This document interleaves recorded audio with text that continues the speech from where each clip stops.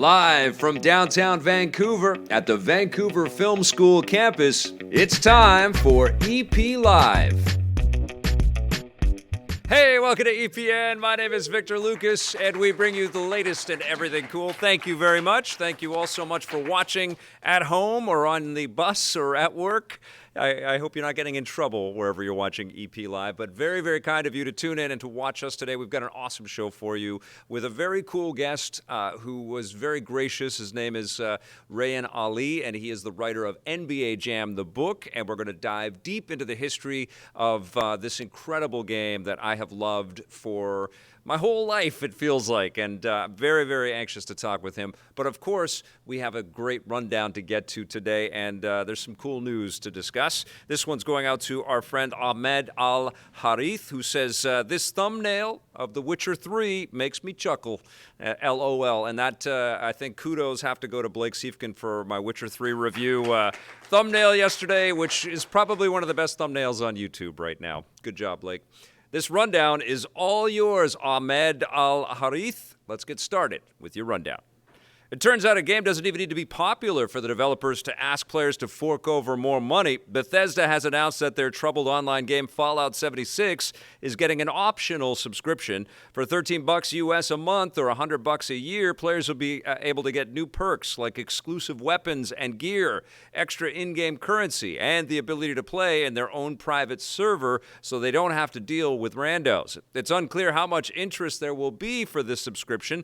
Fallout 76 got off to a rough start when it launched last year, failing to satisfy fans, although it's managed to build up a better reputation since then, and now it's systematically just trashed it all. All of that goodwill that they've been building up. This has set the internet on fire. There's a lot of hate for this whole idea because, of course, Fallout 76 is not free. You have to pay full price for the video game, and then you bring it home, and then there's this optional opportunity to get cool things like in-game currency.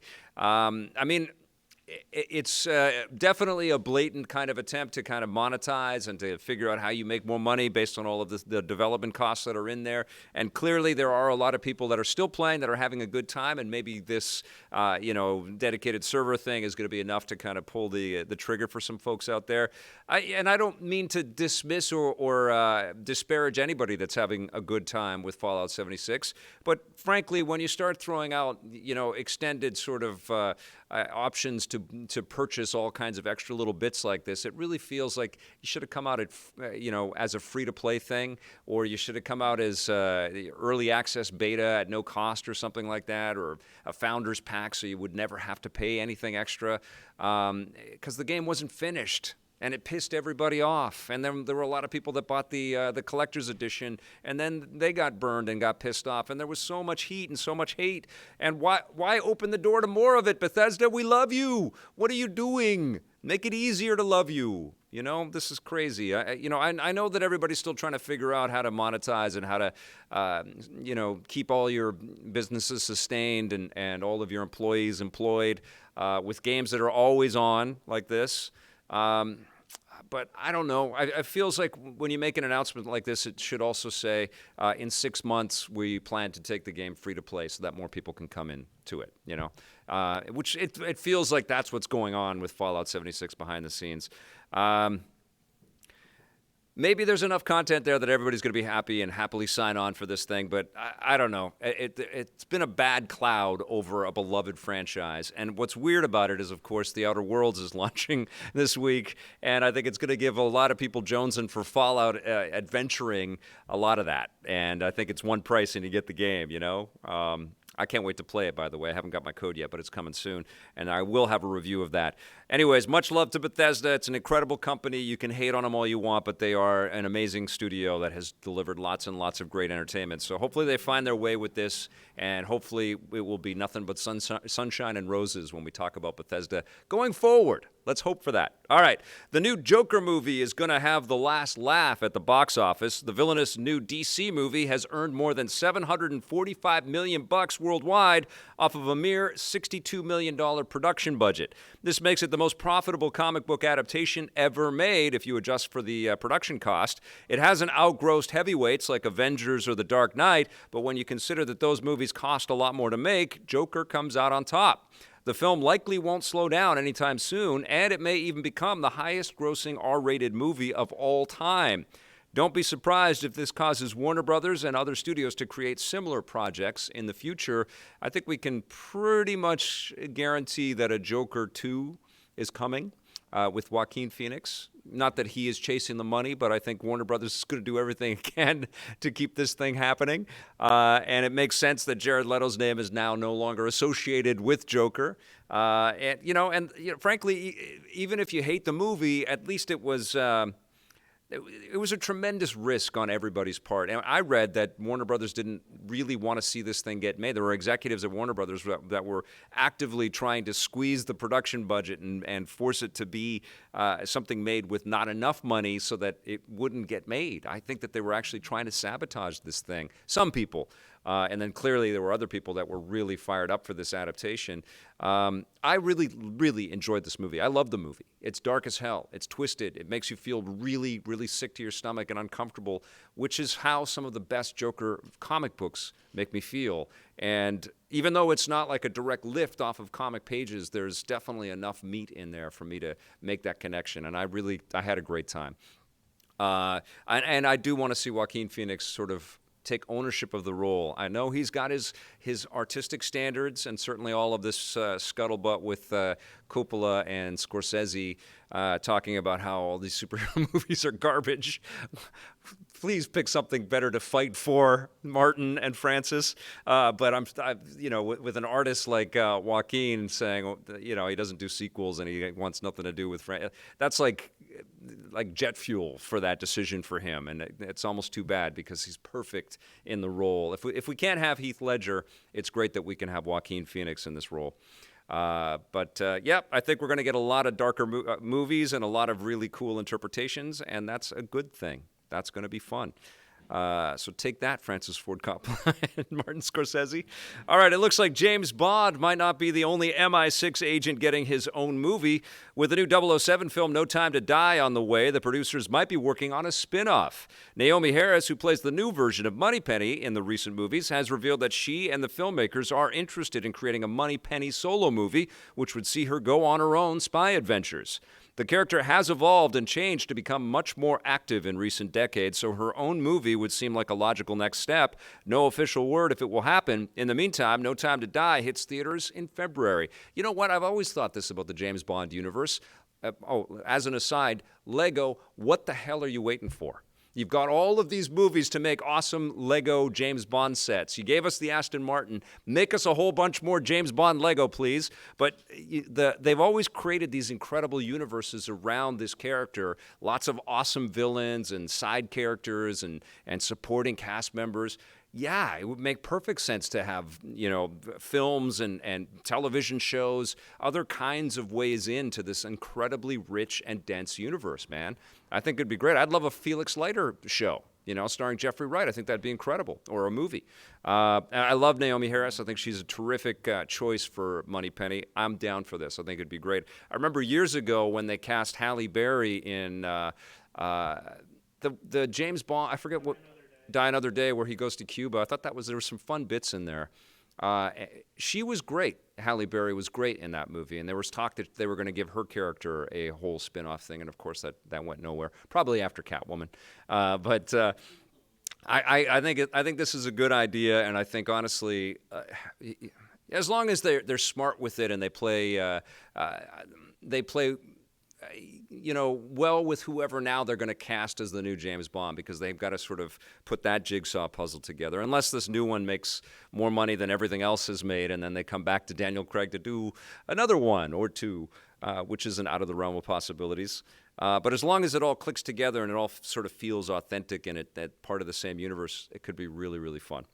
All right, now, speaking of movies, filmmaker Quentin Tarantino is doing something that he's never really done before. A new extended cut of his latest movie, Once Upon a Time in Hollywood, is set to hit theaters in North America this Friday.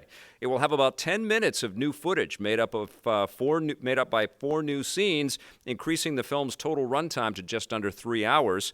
With a few exceptions for unrated versions and TV edits, this will be Tarantino's first time releasing an official extended version of one of his movies. movies, something that he's actually criticized other filmmakers for doing in the past. The original cut of the film hits Blu-ray next month. Love this movie. I could stand to see an extra 10 minutes of it. I bet there's a lot of incredible footage on the cutting room floor, and I think Tarantino gets himself into trouble by creating all of these rules and doing all of these backhanded slaps to other creators out there. I think that's such a wasted energy, and I think he should just focus on the art that he can provide for us. He's got a singular voice, a singular talent. I like that he sticks to his guns, no pun intended, with the types of work that he creates out there.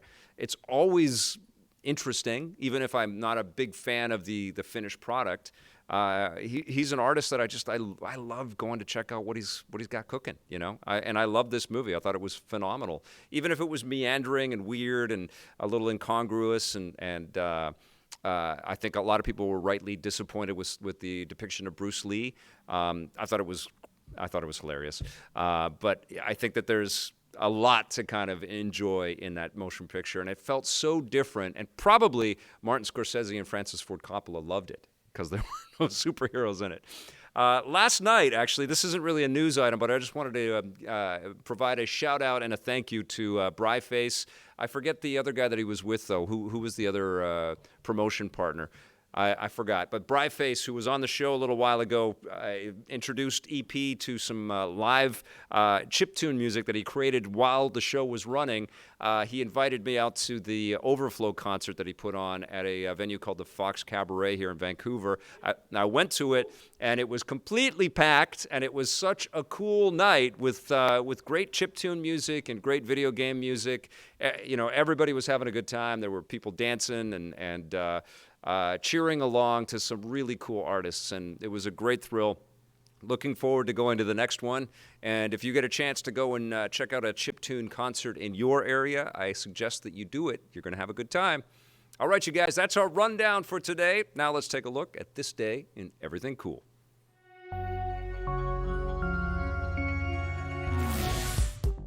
Welcome to This Day and Everything Cool for October 23rd. Raccoons love going through the trash, but there's nothing trashy about the biggest game released on this day in 1988. Nintendo launched Super Mario Bros. 3 on the NES, or Famicom in Japan. It was the first game to see Mario don his iconic tanuki, or raccoon suit, and it was also the first Mario game to feature an overworld map. Nintendo started development shortly after the release of the original Super Mario Bros., and as they were working on it, Mario's popularity grew and grew, so that by the time the game came out, he had become Nintendo's mascot and the most recognizable video game character in the world. As such, the developers wanted Mario 3 to be more accessible than the previous games so that it would have the widest appeal possible. It also had much better graphics than the earlier games, with the developers having a lot more experience with the NES hardware. Mario 3 was a huge success and became one of the last big games Nintendo created for the original NES. The game found its way to North America in 1990.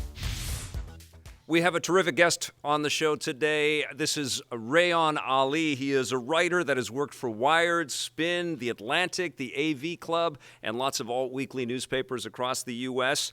Born in Dallas, grew up in Karachi, Pakistan, and has a deep love for all things NBA, which led him to writing his book, the NBA Jam book, about the history of this incredible game. Reyan Ali, welcome to EP Live, my friend. Pleasure to meet you. Thank you so much for having me on. This is great. I have to ask about the how do you make a dream opportunity like this come together, where you get to dive into the history of a celebrated franchise like NBA Jam? Some of it was luck. Some of it was definitely just the desire to do a book in the first place. So the publisher that I did the book for, it's called Boss Fight Books. They're out of Los Angeles, California. Yeah. And they've been publishing books, starting with Kickstarter campaigns for a while now. And they had an open call for pitches. And this was 2015 when I think it was 2014 when I found them. And it was 2015 when I decided I was going to write a pitch. You know, they had an open call. And I always knew I wanted to do something more substantial beyond just doing articles, you know, do something like a book. Yeah. And I was thinking, what is a great game for a book? Like, what really could deserve a book in terms of what stories are out there, subject matter I could get, you know, the research I could do, what is really worth all that effort? And I racked my brain, and then I was like, NBA Jam. I mean, that would be a great topic. They hadn't done a sports book at that point. And of course, NBA Jam is below it. And I actually worked on a Mortal Kombat website when I was a kid, so I knew all those Midway guys by name. So I recognized a lot of them. So it was the perfect merger of those worlds. And then I pitched it back in June 2015. I was like, oh, it's just going to take me a year to get it done, maybe a couple of years. And then lo and behold, now in October 2019, it's out. Better late than never. It took a lot of work, but it's been an amazing ride along the way, and I've talked to some crazy good people. Midway is one of my favorite video game companies, and it breaks my heart that a lot of these intellectual properties that were created there are just sort of languishing. They're just sort of sitting there, And I feel like it was such a seminal place for inventiveness and creativity that obviously started in the arcade. What did you discover about the creatives that you got to interview and spend some time with at Midway? Yeah, I really found that a lot of them had a lot of camaraderie, which I really enjoyed. I got to hear a couple of different anecdotes that were about NBA Jam, and then some other things that were about other games that really indicated what kind of interplay they had within that team. One of my favorite stories involves the dunks in NBA Jam. So you take those crazy dunks for granted. Somebody's jumping way higher above the hoop than they should. And then I thought it was one of those things that, that was part and parcel of NBA Jam in the first place. They must have pitched this to the NBA. But no, they actually started off doing realistic dunks. And then it was Eugene Jarvis, Defender and Robotron fame and all those other classic games. Yeah. And he was in Mark Turmell's office. Mark Turmell, the lead designer of NBA Jam, or the lead programmer on NBA Jam, was showing him a demo of the dunks, and they looked very realistic. At that point, they had the digitized characters in, and it looked great. But Eugene Jarvis said, that looks good, but can you make them go 3 times higher? And then Turmell was like, maybe, maybe not. And he's like, you know what? It's Eugene Jarvis. I'll give it a shot. I mean, that was his mentor. That was somebody that he really looked up to. And then lo and behold, that ended up being an incredibly, incredibly good idea. And it's such an iconic part of the game. So a lot of it was finding out about how the personalities intermingled, how they're all very blunt with each other. I mean, when Mark Turmell came back from lunch one day with Jamie Rivet, another programmer over at Midway, and they'd just come up with this idea for an on-fire mode. They'd gone to Burger King. They had really been racking their brain for a good way to add a power-up to the game, and they came up with on-fire mode. And then they pitched the idea to Sal DeVita, who was an artist over there at the time. And Mark says, Sal, give me some fire graphics. And Sal says, that idea is stupid. I'm not going to do it. So Mark Turmell had to go use the graphics from Smash TV in that original demo of the fire mode to show it to Sal DeVita and to convince him that it was a good idea. So finding out things like this was really great. I mean, just knowing that, a lot of things about NBA Jam, it's so successful. It seems like such a gimme. It wasn't a gimme at all. None of those things that happened had to happen. So it was really cool finding out about the circumstances that led there, and a lot of that was based on that dynamic of the team. Actually, before I ask you my next question, I have to let everybody that's watching the live show know on the chat here. We have 3 copies of the book, NBA Jam, the book, to give away. Rayan is going to graciously provide those, and they're going to go to the 3 best questions that we get from you guys. I'm going to decide which they are, but you got to help me out by going all caps, okay, so I can read them clearly and easily on the screen there. But if you've got a good question here, please shoot them our way, and we'll just need to get your emails, and then Rayan will send you a copy of the book, and you can read about the incredible history here. It makes I've obviously gotten to know some of these people over the years over at Midway, but there was something really special about the chemistry of that studio in Chicago, and I'm wondering if it's preserved and these people get together and they celebrate the work that they did, because it didn't exist before them, and then they found it somehow. It's like they chiseled it out of digital stone, and they built kind of a permanence in the video game medium. And I'm wondering if they recognize that and if they still get together and celebrate that. Absolutely, absolutely. I think they didn't quite understand at the time just what they were doing.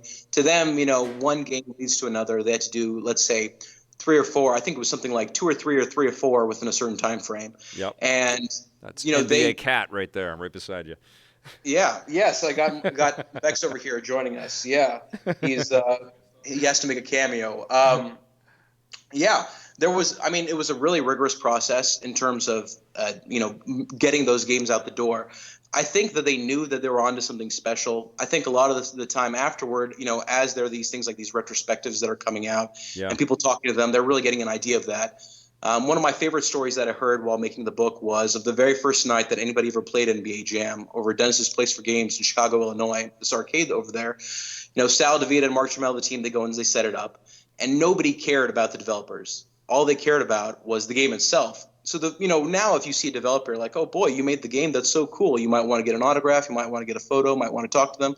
People didn't care back then. So they didn't exactly think of themselves as rock stars at the time. Now, of course, when NBA Jam takes off and Mortal Kombat takes off, I'm sure that did something for them. Yeah. But at the time, I don't think they really realized that. But they were definitely a very tight-knit group. They would stay together after hours. They would do things like play first-person shooters together. Someone described to me as, the real time at Midway, when the real work begins, is when all the executives have gone home. It's nighttime over there.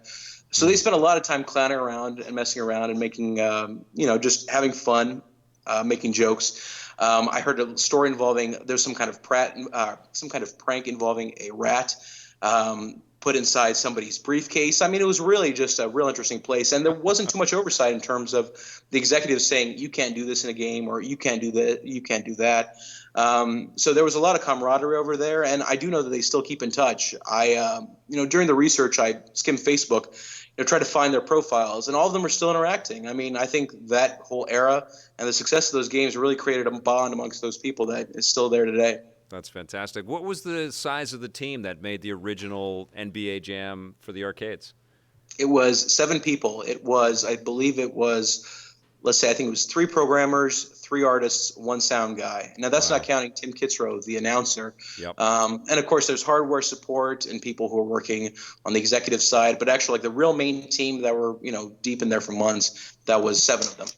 And most of them in their 20s, not much older than college age. And it was kind of still, even in the 90s, it was still kind of the Wild West in the industry, wasn't it?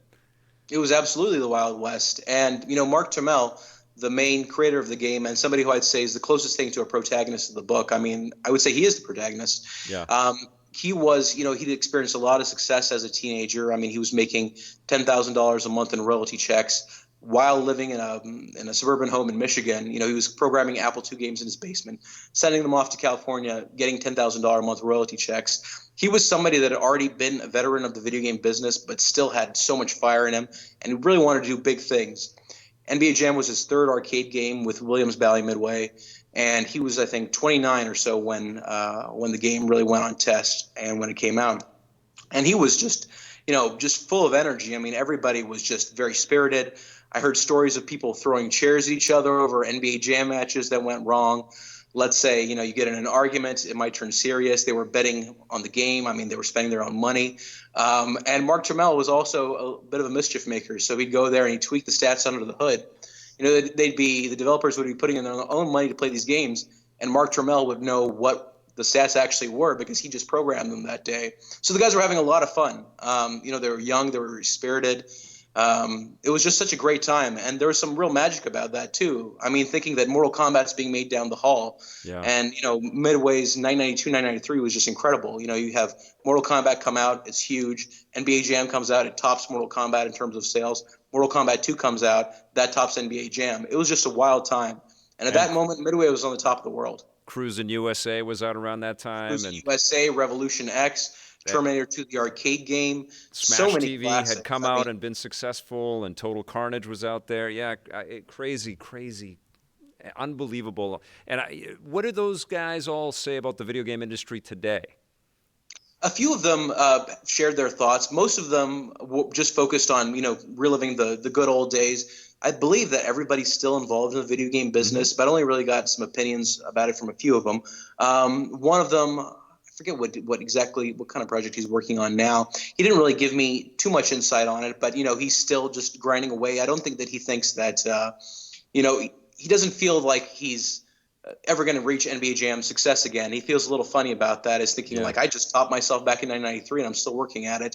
In terms of the industry today, I didn't really get too much feedback in terms of how they think about games now, aside from Mark Trammell, who's over at Zynga, and he's working on Match 3 games over there, and he's still very successful, and he's ouch. Yeah. Yeah, I mean, whether the games are good or bad, or what kind of license that they have, or what kind of licenses they don't, he takes them very seriously, and he's always poring over the data, and he really applies the same kind of arcade philosophy to the games that he does over there right now. Yeah, and what's He probably says that funny you've is got 1 second to get them. yeah, and he probably reaches even more people with his match 3 games at Zynga than he ever did through NBA Jam, right? Absolutely, absolutely. He Yeah. told me, I remember reading a stat, something that it was so absurd that I was like, that can't be right. It was something like one of his games reached 7 million players in a month or something just absurd. But it's logical when you really think about it. But off the top of my head, just, 7 million just sounds like to be too much. But that's Mark Turmel. He's very active nowadays still. Awesome. Okay, we've got a great question from Hip Hop Dan. Very off kilter question. How much money did I save playing NBA Jam rather than taking ladies out on dates? Oh man, oh man, that's a tough question to say. How much money did he save by playing NBA Jam I guess versus? you could equate that to Yeah. how much money NBA Jam made. Oh my gosh. Okay, in that case, then yes, he saved a whole lot of money. Yeah. NBA Jam was just a monstrous success. And that was one of those things that I kind of had an inkling of, but I didn't really quite know about until I did the research for the book. So the game made $1 billion in 1993. And just for contrast, Jurassic Park made 343 million, I think is what it was in its Holy first year that was out in theaters. shit. And That's that's $1 billion. incredible. And more incredible than that to me is that it was $1 billion in quarters/tokens. I mean, Yeah. this wasn't anything involving the home games. It wasn't anything involving Tournament Edition or any of the sequels. Just the straight original arcade game by itself.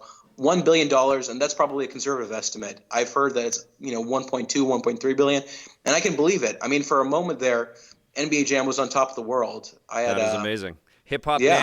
Dan, you saved yourself $1 billion by playing Yes, or at least NBA Jam. somewhere near there. But no, look, people spent a lot of money. You probably did save yourself a lot of money over there. On the other hand, though, you missed out on playing as some pretty good secret characters. Yeah, and you could have been playing at NBA Jam with the ladies, so I don't know, Absolutely, right? yeah. The NBA That's a Jam's a great great piece. date game, but Yeah, you did win yourself a copy of the book by that interesting question right there. So congratulations. we'll Yeah. get your email address and we'll get it off to Rayon and we'll get you a copy of the book. Um, we got a good one from Dr. Game Love. Did they have to get permission for the celebrity characters like Bill Clinton? They did not. No. So this was more Acclaim's doing than Midway's. So this was NBA Jam, the home games, and NBA Jam Tournament Edition, where those secret characters really started taking on more of a pronounced role. So it started off with just the characters, or rather the developers, messing around in the studio over at Midway. I mean, it was just a joke to them. Like, they'd put their heads in the game, they could use a code to access it. It's all a good time. Nobody was really going to care. And then one thing led to another, and that became a big part of the mythology early on. Well, when Acclaim got a hold of the game, they said, well, why don't we throw in more people? Why don't we throw in Bill Clinton and Warren Moon and Randall Cunningham and the Beastie Boys and George Clinton and DJ Jazzy Jeff? I mean, it's like Mad Libs with basketball. Yeah. So no, Bill Clinton did not sign off on his likeness being in there, and neither, as far as I know, did DJ Jazzy Jeff or George Clinton, both of whom I talked to for the book. Neither of them ever recalled being contacted by Acclaim or getting paid for it. Wow. DJ Jeff did say that maybe, yeah, there's a chance that somebody talked to his management about it, but that was his, he was kind of couching his answer. From what I understand, there was no signing off on that. I mean, video games were Wild West back then, Yeah. and just being in the game itself was such a huge source of excitement for at least DJ Jazzy Jeff that he didn't really mind. Like, he looks at it with such fondness, even though he never got a dime off of it, as far as I know. Interesting. Did anybody ever threaten a lawsuit or anything like that, or was it were people just happy to be in the game? I have never heard anything about anybody filing a lawsuit. I feel like I would have at some point stumbled across it with all the Yeah. people I talked to and all the research I did. Yeah. I did hear one rumor once that the Beastie Boys might have done something, but then I checked with somebody else who debunked that. So as far as I know, nobody did. So I guess Acclaim were really lucky in that case. Could you imagine being in NBA Jam? I mean, it was a phenomenon, right? Like, it Oh was in yeah. every bar, it was in every arcade you walked into. What an honor it would be to be associated with that brand in any capacity, right?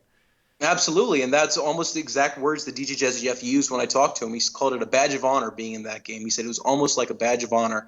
And I got to also talk to Air Dog, who was one of the more obscure characters, but he was in, I think, the home version of NBA Jam, or the first one that Acclaim put out, and he was the son of an executive over at Acclaim. So he's the smallest player in the game, and he's memorable because of this name Air Dog, and you wonder, who's this kid? He's got his front teeth missing, and he did not know that he was going to be in the game. Somebody ended up his brother's father took his photo, and his dad liked to take photos. Dog, or rather Eric was his name. He didn't really, pay too much attention to it, but his dad was an executive at Acclaim.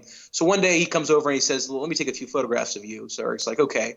And then lo and behold, a few months later, he's in NBA Jam. And, for that moment, he was on top of the world. Incredible. That's the luckiest kid in the world right there. He was the luckiest kid, yeah. I heard that Michael Jordan got his own copy of NBA Jam, his own arcade machine. Yes? Did you get to talk with the Michael Jordan team members at all? To anybody that worked for him or anything like that? Did you confirm that? I did not confirm it with him, but I talked to enough people at Midway to say that is absolutely a real thing. So it isn't just Michael Jordan, too. What makes the story even better is that there's a version of NBA Jam out there that has 3 people on it who were not in any of the editions of NBA Jam or the original editions of NBA Jam. Yeah. So one was Gary Payton, who ended up showing up in Tournament Edition, but he wanted to be in the game ahead of time because he loved NBA Jam. I mean, it was a big hit amongst the players. Yep. So Gary Payton was one. Second one was Michael Jordan, who was also a big fan of the game, or at least had heard about it, even though he hadn't licensed his actual likeness for the game because it cost so much money, in I'm guessing Midway couldn't afford it. He still wanted his own version of the game. And a couple of guys from Midway talked to me about, going in and putting Michael Jordan's face in the game and using reference materials for that and then getting him a version of it. But the third one, which I thought was pretty cool, was Ken Griffey Jr., and he was such a big fan of the game that there's now this is something that I've got a photo of to prove pictures that he took, or rather he had somebody take of him, of his head at different angles. He sent so them that in. He could be a secret game. What's that? I'm sorry? He sent them in. He sent his own photos in. He did. And then not only that, what makes it even better is that the team said those photos aren't good enough. We need better photos. So then he took his photos a second time. Wow. I'm going to have to repost that. It's really a fantastic picture, and you can see an NBA Jam machine in the background. It's super cool. So, yeah, those versions exist. As far as I know, there's one in Mark Tramel's garage or basement, someplace like that. He's got a storage area with these old arcade boards in there. And that Michael Jordan board is somewhere in his home in California. And then Gary Payton actually has 2 mint-condition NBA Jam machines still sitting in his place. I got in touch with Gary Payton's management. They never got back to me to show me anything. They said that, oh, yeah, we'll get back to you. Never heard anything. Hopefully someday they get back to me again and I can see some proof of it. But it just makes my heart just feel so big. I just feel so warm thinking that, wow, somewhere out there, there's versions of NBA Jam that people haven't seen, and that game came out 26 years ago. That is so rad. Dr. Game Love, you're going to get a copy of the book as well, my friend. Good question. I've got another one in here that I thought was great. Sorry, I'm looking through all the questions here. This one was from not the EA. That is a good question. From Danilo Dantas.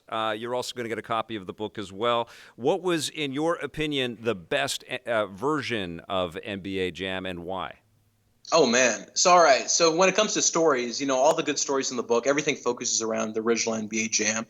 But just from an aesthetics perspective, from a gameplay perspective, I don't think you can do any better than NBA Jam Tournament Edition, especially that early version where you could play as the Mortal Kombat characters that the NBA eventually nixed. I mean, they weren't into that at all. Yeah. But there's versions out there where you can play as Scorpion and Sub-Zero and Reptile and Raiden.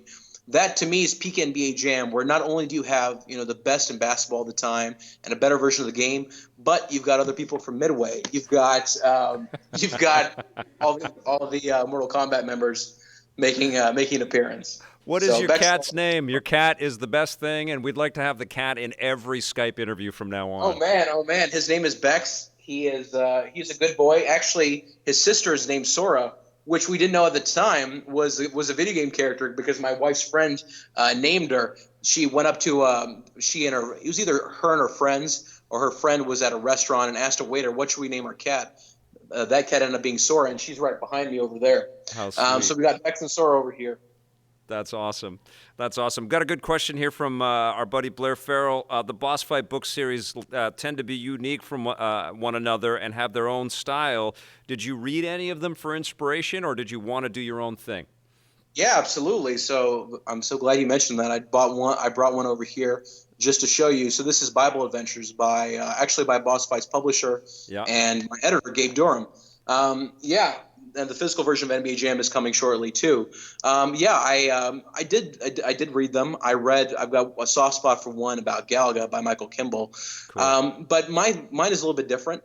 So Boss Fight, the whole idea with the series is they've got different subjects, different authors, different takes. So somebody might do more of a documentary in style approach. Somebody might do something that's more personal. I really wanted to make it seem like, you're watching a movie. I really wanted to go with that first approach. So I was definitely familiar with the other ones, but I think I took it to the next level with some of the research I did. Ended up doing 68 interviews, which is, as far as I know, a record for Boss Fight Books. And I went way overboard. If I did it again, I wouldn't do 68 interviews. I'd probably top off at about 50. But I really wanted to just squeeze every little bit I could. So, yeah, this is the longest book in the series, which is a point of pride for me. At first, I was negotiating about page count and space, and they were very generous with me because I wanted to tell the story I wanted to tell. I've got characters in here, plot developments. I've got the rise of Midway, the fall of Midway. So my book's a little bit different in the way that I think it might be a little bit bigger than some of the others. But there's some fantastic titles in the series, and I definitely encourage you guys to check them out. So you dive into the fall of Midway. I do. Yeah, I don't think anybody's What really happened touched there on that. from your perspective?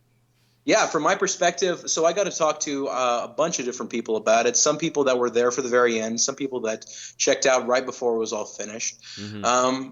What it sounded like things went off the rails when they lost the arcade business, is because that was such a big part of the company that it was not only financially important, but from a morale perspective, they were the leader in arcade games. And, in the mid and early 90s, Midway was the company for that. Midway, Capcom, Namco, there's a few others out there, but that was Midway's bread and butter. So then when they had to close up shop on pinball in 99 and then on the arcade games in 2000, they were kind of left without an identity. I forget who described it to me as this, but it was like, they were going back to square one. Yeah. They were huge, and then all of a sudden they're just another developer out there that is competing with everybody else. And the they didn't budgets really know were what they were totally ballooning at that point too, right? And they had to keep up Exactly, with the Joneses. Yeah. And Midway, to some degree, had more money than they knew what to do with. Right. They were just spending absurd amounts, just millions on celebrity endorsements at a time when they probably should have been cutting back a little bit. They had, just off the top of my head, they had a John Woo game. They had one with Snoop Dogg and John Singleton that ended up getting canceled. I'm sure that cost them a pretty penny. They had The Rock in the Spy Hunter sequel, which wasn't as good as the original one. Yeah. Exactly. Yeah.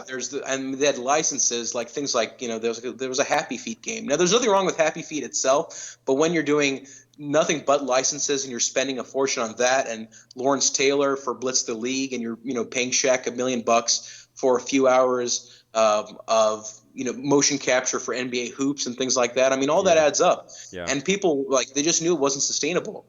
And the guys at Midway were very bummed. Sal DeVita and Mark Turmel, who are some of the key people on NBA Jam and NFL Blitz, WWF WrestleMania, the arcade game, they held on hope to the very end. At least Sal DeVita did. He's like, just one more game, like the right game will turn it around. It isn't over till it's over.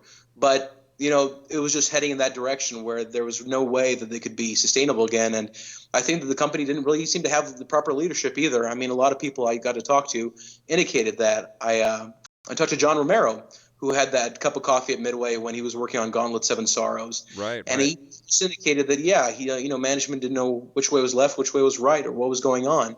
So, there was a lot of factors that went into it. And it was a very sad thing that it had to happen. But, they just couldn't. They would never reach that peak again that they did in the early '90s, and then they just couldn't handle themselves as a home company. Yeah, it's amazing, and it's also a good story about the constant changes that occur within this medium. Like companies like Acclaim that are on top of the world. I remember visiting the Acclaim offices in New York and getting the whole tour and flash forward a couple years later, and they're completely gone and out of business. And THQ, it's the same thing. Sometimes they're massive companies, and then poof. What do you think? What do you think is going on with NBA Jam? I know that EA picked up the rights to it. Are we ever going to see a good NBA Jam game again? I think we'll see an NBA Jam game again. Whether it's good or not depends on who's got it in their hands. As far as I know, EA still has the license to it. Yep. This is one of those things that was kind of tricky to figure out, okay, where is this? So at least through 2019, EA has the license to NBA Jam. Don't know why they haven't done much with it. So I also did have a chapter in the book about the EA Sports version of NBA Jam, because that was kind of a cool a cool bow on the Sure. whole story of NBA Jam. I mean, they had Mark Turmell involved in the game and Tim Kitzrow involved in the game. Yep. I don't know why EA haven't really picked it back up, and apparently the game did really well.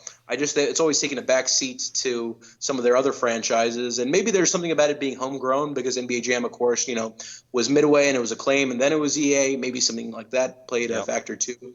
I hope it's going to happen. I don't quite know if it will, but I have a feeling. I mean, there's no way that it can sit on the shelf for too much longer. I mean, it's going to be 2011, I think, is when the last version of NBA Jam came out, if you're counting a console game. So, I think we're about due for some kind of remake, somebody doing something. 100%. Absolutely. It doesn't have to come out every year. It doesn't have to, squish us with stuff, but once every 3 or 4 years would be incredible. Did you get to spend a lot of time with Tim Kitzrow? He's one of my favorites in the game biz. I love that guy.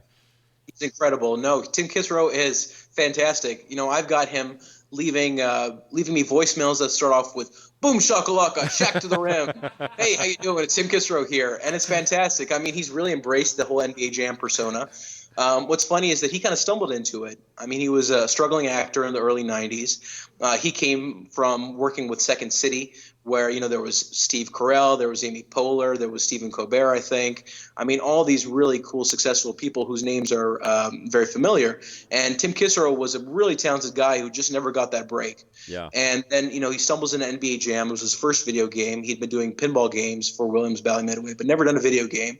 NBA Jam takes off. He doesn't actually do so well financially when it comes to NBA Jam, which is something that I get into in the book, and a little sad actually. Pretty sad when you think about it. But he's really found a way to find his niche in the world. I mean, he's announced NBA games before in terms of saying things over the loudspeakers. He did a Rockets game in, I think it was 2015. He's in a Hornets game, Washington Wizards game. I'm sure there's a whole bunch of other examples. He does stuff with the Golden State Warriors. He's been making music recently too, and he worked on the Mutant Football League game. Yes, incredibly talented guy. So I got to know him a bit. Had about 4 really good 2.5 hour long conversations with him. So we really got into some deep stuff, and I felt very lucky to be able to share his story too, because Mark Turmell's story and the Midway team story is something that is a little bit more out there, I'd say. You can go back through game history, but Tim Kitzrow is one of those guys that's always been on the sidelines. Yeah, and always sort of persisted and sort of moved with the business as well. He's contributed in major ways all the way along, and maybe not really kind of received the recognition that he deserves. Do you want to do another video game book now, or what's your direction now that you finally got this book done, this labor of love for the last 5 years or so? What do you want to do now? I would say what's next for me is, if just having to guess off the top of my head, I'm probably going to go in the direction of doing something like a novel, just because as much as I love video games and as much as I love doing this research, it's just a lot of work, finding the interviews, finding the subject, doing the transcription, putting in the story. I mean, it was a great process, but it's a lot of work. And the nice thing about writing a novel is you can just do it off the top of your head. You can go with whatever.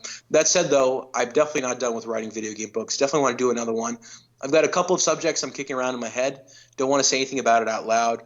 Yeah. But, I don't think I'm definitely not done with video game books by any means. But it'd be nice to have a break for a little bit and not have to worry that, okay, did I source this right, or did I fact check this, or will this potentially offend somebody? Is this an accurate thing to say? Am I contextualizing it right? It'd be nice to just write and, do that part of it.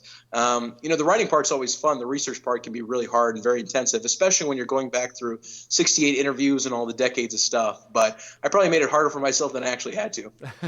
Well, you had a fantastic story to write there as well, and my hope is that lots and lots of people read this book, and not only does NBA Jam come back in some, wonderful way, but also a lot more attention is paid to Midway's incredible archive and library. And Dr. Gamelove just posted in our chat there that he'd like to see a Midway collection on the Switch, and hell yeah, I still don't have a portable Robotron, which just doesn't make any sense to me. Incredible story. I can't wait to read the book, and it's been really, really nice having you on the show, and I hope to have you back on again soon, my friend.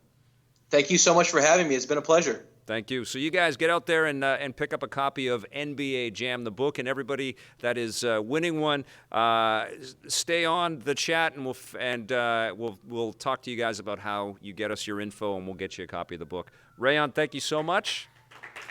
Thank you so much. Thank you. All right, it's Halloween next week, and we thought we'd take a look at some games that make a lot of sense during this spooky season.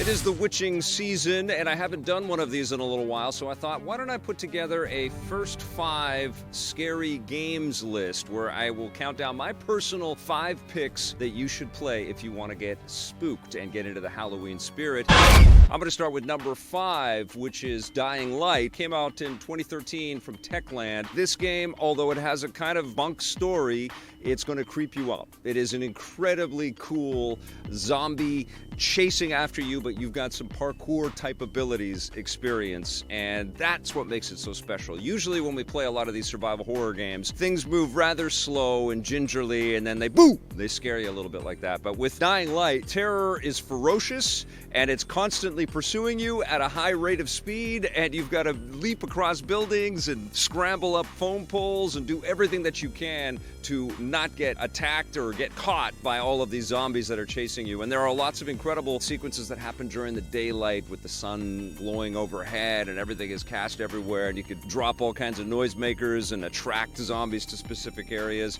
But things get really hairy at night because the zombies get a little bit tougher and scary and you can't see them. And you've got to use all the tricks and the wits that you have to survive for as long as you can. Now, Dying Light has had a really long lifespan, believe it or not. It still is played by lots and lots of people around the world today. There's some really cool multiplayer that's a part of it. And of course, Dying Light 2 is what Techland has been investing in, and that's coming out next year. I got an awesome demo of that game at E3 this year, so I can't wait for Dying Light 2. I know it's not everybody's cup of tea, but I still love Dying Light.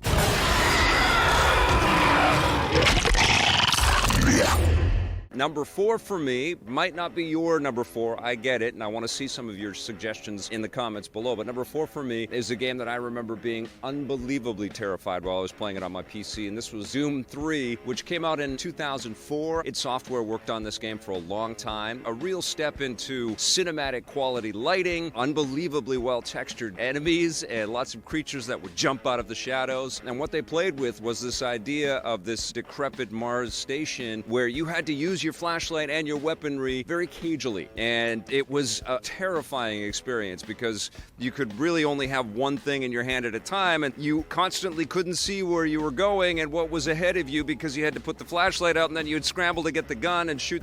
So it was a very different Doom experience. It was very much a game that seemed to be influenced by the success of Resident Evil and other survival horror experiences like that. It's also what made Doom 3 kind of special. It wasn't a game that was loaded with lots and lots of enemies swarming you like the more recent Doom games are, which are less terrifying, more about a consistent and constant adrenaline rush. Doom 3 was definitely something where you had to think about your movements and you had to be kind of tactical and strategic, and you were still going to die because you just felt ill-equipped and like everything was against you, and it was unbelievably spooky and super cool. That's why it's in my first 5.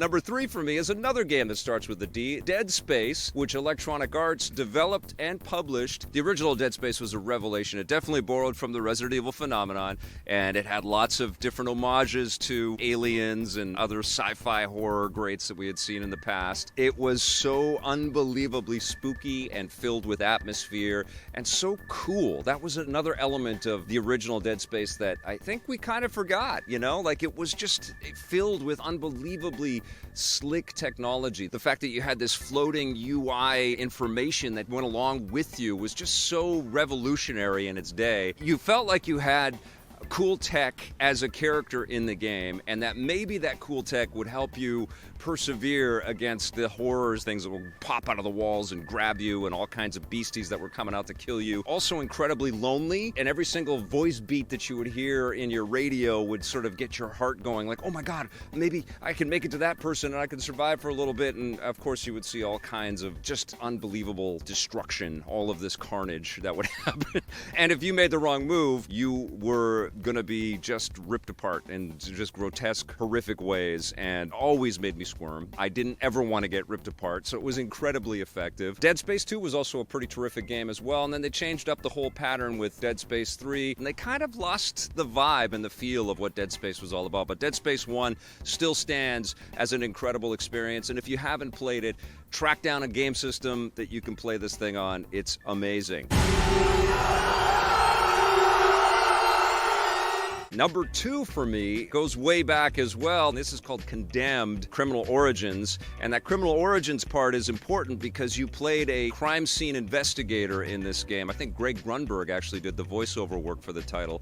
It was another game that had you thinking about every move that you made, and it also played with shadows and darkness and being creeped out, and also some pretty cool police tech that you had to deal with, but not a lot of projectile weaponry. That was in short supply in this game. This was a game more about melee attacks and melee combat in order to survive, but for the most part you were like running. You were trying to get the hell away, and you had to be cautious of the sounds that you make. Sound played an unbelievably important part in this title. It had one of the best audio soundscapes that I'd ever heard in any video game. It was incredibly creepy, incredibly effective.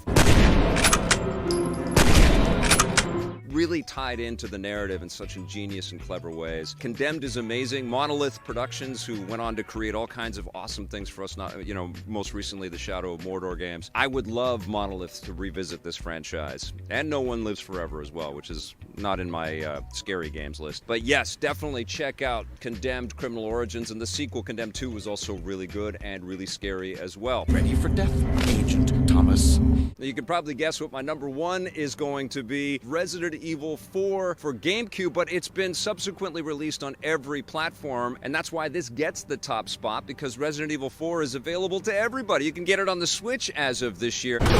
You play it as Leon S. Kennedy, and you go into this European village, and you notice that everybody is completely effed up and out to kill you, and it's very, very spooky, but it was also unbelievably well handled. All the mechanics were so fun, and it felt incredible to dodge roll out of the way, or bust through windows, or jump from the top of ladders. You were constantly threatened by this impending dread, and there's lots of creepy installations that you have to kind of navigate into. Don't go in there, they're so spooky. I remember, I guess they're creepy monks that are just chanting, and they're all around you, and I just, the sound and the vibe of everything, and the grime everywhere, I was just, oh my God, I was completely horrified playing that game. It's a wonderful experience, and of course it's been up-resed and tuned, and it's a masterpiece, you know? It's one of the best games ever made. I remember Tommy and I reviewing that game, and we were just like on the GameCube and just completely blown away by the quality and the experience and the unforgettable terror that is Resident Evil 4. That would be my number 1 spot. Of course, there are some runners up here that I have to mention. One of them would be Resident Evil 2, which just came out this year, which is, another incredible achievement from Capcom. They modernized all of the stuff that was presented in the original PlayStation 1 release of Resident Evil 2, and they made the controls a lot tighter, and all the stuff that was sort of rendered in the background that you just kind of had to tank control around, you smoothly and elegantly walk through and interact with, and, the encroaching zombie threat is just amazing in Resident Evil 2. Absolutely love that game.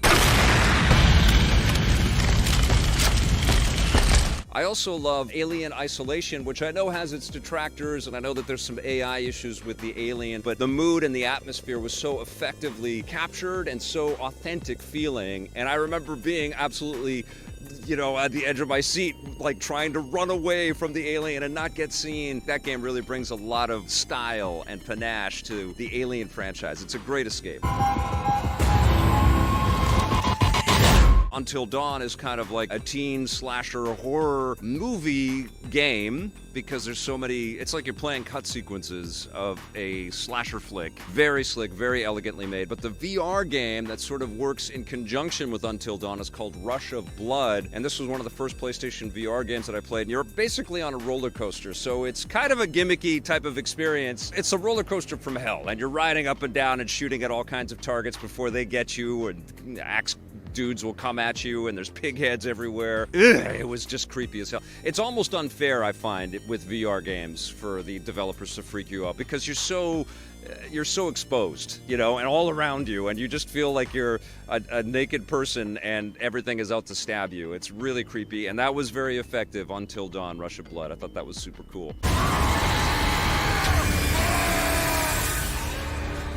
the last runner-up has to be Silent Hill, although I haven't been that big of a fan of all of the games. There's been a few that have got me, and I can't even remember which ones because it's a little convoluted. It's time for Konami to reclaim that franchise and make us the definitive Silent Hill game like Resident Evil 4 Caliber, if you know what I'm talking about. But Silent Hill has to be spoken about because of its psychological terror, and it's not necessarily the amount of violence and gore that you see in the game. It's what you think is going to happen to you, and that was so effectively rendered in that franchise.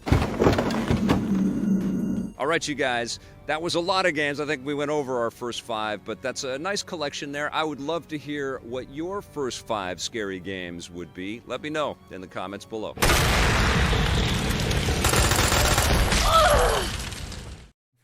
So I didn't want to bump this very cool game again. I didn't want it to turn into our Matt Damon on the Jimmy Kimmel show. This is Lonely Mountains Downhill, and this is our good friend Brett. Love the wardrobe, my friend. Good to see you. So we're going to play a little Lonely Mountains Downhill from Thunderful, which means that we didn't have time for my review of the Dark Pictures anthology Man of Medan. I'll review that tomorrow, and it will go live on the channel tomorrow. Yeah, I'm not going to say it. I'm not going to spoil the review, but I've been playing that one. This is a cool game. This is a downhill mountain biking game that is very accessible, and it's really, I think, obviously stripped of a lot of texture detail. It doesn't look like super hyper real or anything like that, but the physics are there, and the accessibility is there. It's fun to just press on the trigger and get some acceleration and start going down the hill, huh? Oh, absolutely. Some good stunts, and you can find your own sort of, your shortcut routes and things like that. This is Let's Play and Chat for those that don't tune in all the time, and thank you for finding us here on EP Live and goes fast. And checking us out. Thank you for joining the show, and thank you to all the people that tune in regularly. Love you guys. And the folks that won, I wrote down the names of. I think Blake wrote into the chat what you're supposed to do. But Dr. Game Love, Hip Hop Dan, and Danilo Dantas, you all won copies of the really cool NBA Jam book that Rayan wrote, and I can't wait to read it myself. What do they have to do, Blake? They have to send us a private message. Send us a DM on Facebook.com/Electric Playground, or on Twitter, it's EP Daily TV. Private message there with your email address. We'll share it with Rayan, and you will get a copy of the book for your reading pleasure. And let's get into some Let's Play and Chat. If you've got any questions or any comments about stuff you watched today, if you are lamenting the fact that we can't play Robotron on a Nintendo Switch in 2019 like I am, let's commiserate, my friends. VR Grid, absolutely. I've been recently playing it in VR just today. What's he talking about? ROB still holds up. What is that? What's ROB? Rush of Blood, yeah. Fantastic game. Yeah. Yeah, I put that VR, the PlayStation VR, on my wife's head, and when that first came out, because that was one of the first launch games, and it blew her mind too. It wasn't just me. My wife doesn't play that many video games, but she was really, really spooked and thought it was super cool. It's a great game to demo. It's very simple. You sit in a roller coaster and you get scared out of your mind. Yeah, very cool.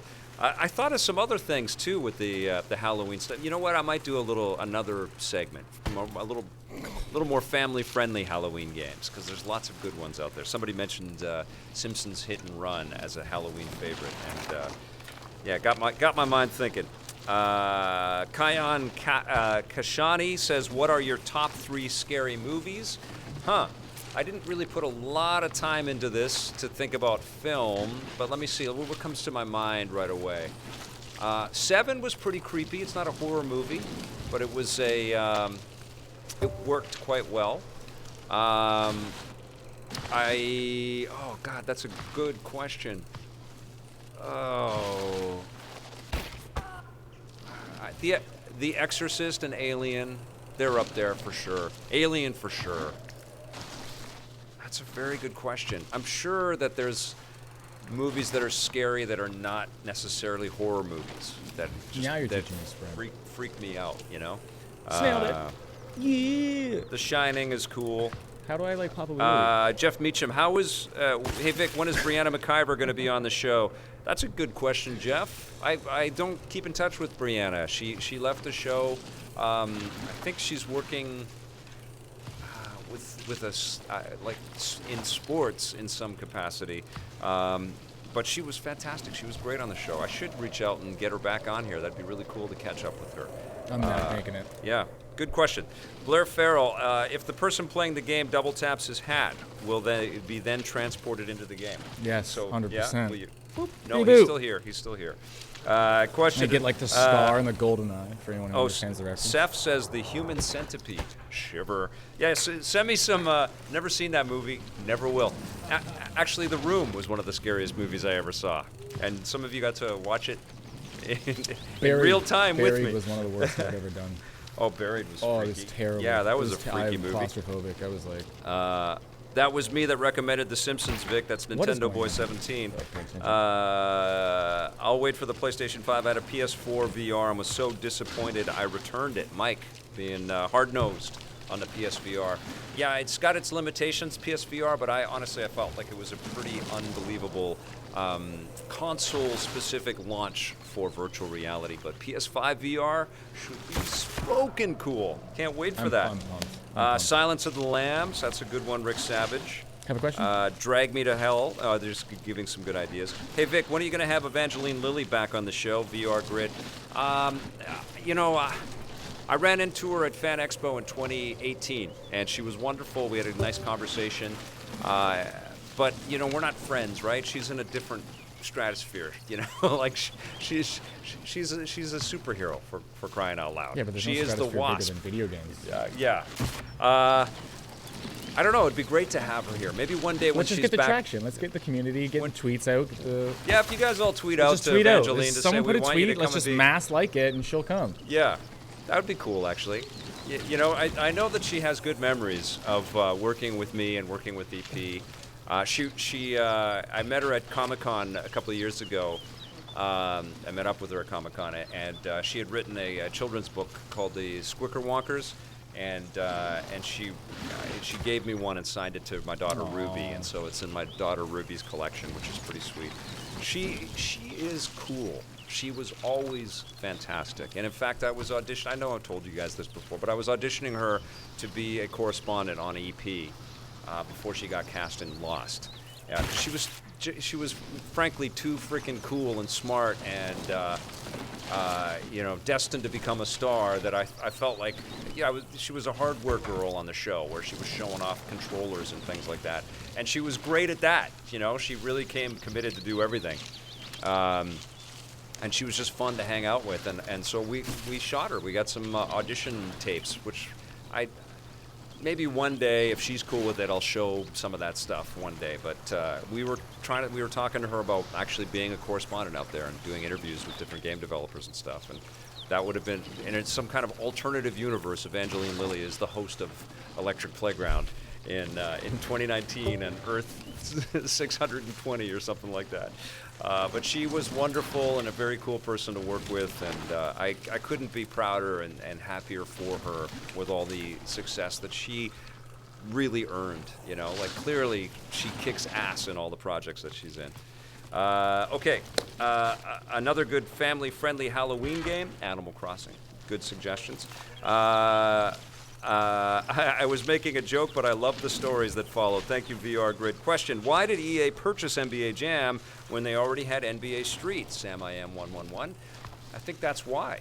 I think they wanted to, be able to squish one, and they tried a couple of different ones, and then they've squished both of them, which is insane. Oh. What are they doing? Clearly, the world is ready for some arcade sports action. What the hell are they doing with SSX? How about they stop working on games for microtransaction purposes and give us SSX and new NBA Jam and some FIFA Street like we all want? Money. You know what I'm saying? I guess the shareholders wouldn't be as happy because the money wouldn't come flowing as much. But yeah, we'll see. You know what this game feels like? It feels like Skate. Best scary game is a little bit, right? Yeah, there's a sound, and it's just like, it sounds like a real bike. I don't go outside a lot, but I'm it's assuming super, this what yeah, sounds super like cartoony. the bike sounds like. What you've seen on television. Yeah, exactly. People riding bikes. Exactly. Yes. You're 100% right. With From drone what I've footage. seen from YouTube videos, yeah, it sounds like a real bike. Okay, I've got time for one more question. Gamer Freak 84. I talked about the Fallout 76 subscription stuff in the rundown, so check that out. Comment: why no Suffering games in that top 5? I had to stop playing those back in the day. Faramir, I never played the Suffering games. You know, I took a list at a bunch of spooky games, and those were the ones that I picked out as my first 5. And it certainly could change. You finished. Bravo, my friend. Thanks, man. Bravo. This may be a first. We have a 300 person playing live and getting applause from the crowd for finishing something. It doesn't happen in often. Let's Play and Does Chat. not happen often. And I didn't start the game with like 0 health and everybody's shooting at you, which is And also, we're like halfway through a tutorial, like trying to get through the tutorial. yes. Okay, last question. Actually, I'm going to shout this comment out because it's true. VR Grid says, people would buy SSX. We would buy SSX. Don't bang the table, Vic. Let's see. You can customize this stuff? That's so cool. Okay. I had a nightmare that Vic and Tommy got a sex change and renamed themselves to Victoria and Tammy. Okay. We're going to end that. And we got somebody that would watch that show right there. That's awesome. We're going to end the show on that note. Okay, so you guys all think about that for a while. There's some nightmare fuel for you. That's our episode of EP Live for you today. Thank you all so much for watching. Thank you for coming down to the VFS Cafe at 390 West Hastings here in Vancouver.